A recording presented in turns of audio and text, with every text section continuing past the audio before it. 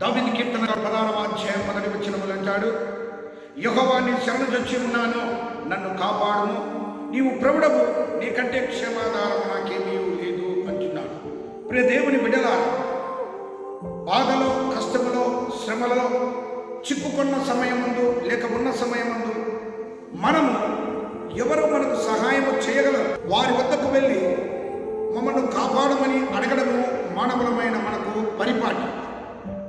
ఎవరు శరణ చొచ్చుతామో వారు మనలను కాపాడతారన్న నమ్మకంతో ఆ వ్యక్తి దగ్గరికి మనం వెళతాం. అయితే దావీదు రాజులను నమ్ముటమంటే యెహోవాను ఆశ్రయించుట మేలు. అందుకే దావీదు, నేను కష్టాలలో ఉన్నా, నేను బాధలలో ఉన్నా, శ్రమలలో ఉన్నా, అనేకమైన నిందలు అవమానాలు పొందుతున్నా, ఈ సమయంలో నన్ను కాపాడే దేవుడవు నీవే, నన్ను కాపాడు స్వామి, నీవే నన్ను కాపాడేది, నీకన్నా క్షేమాధారం నాకు ఎవరూ లేరు.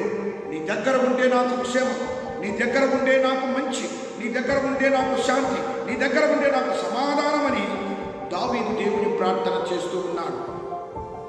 దావీదంటాడు 22వ దావీదు కీర్తన 2వ వచనంలో, పగలంతయు నేను ప్రార్థన చేస్తున్నాను, రాత్రి కూడా నేను ఊరిక ఉండలేదు స్వామి.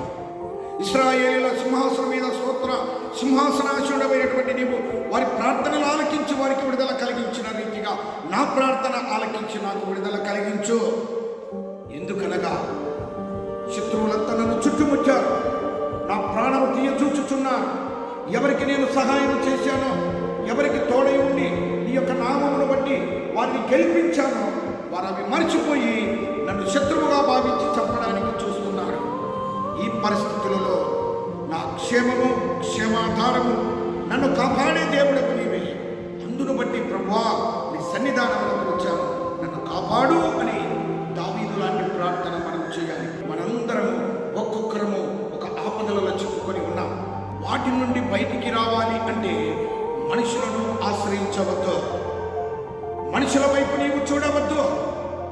నిన్ను పుట్టించి నీకు సహాయం చేసి నిత్యము నిన్ను కాపాడేవాడు కొనకడు, నిద్రపోడని వాగ్దానం చేసినటువంటి దేవుని వద్దకు వచ్చి కాపాడే దేవుని వద్ద దావీదు లాంటి ప్రార్థన చేసి ఆయన వద్ద నీకు కావలసినటువంటి ఆ ఆశీర్వాదములు పొంది వాటన్నిటి నుండి విడుదల పొంది ఆ ప్రభువుని స్తుతించి ఆరాధించి క్షేమం కలుగునుగాక.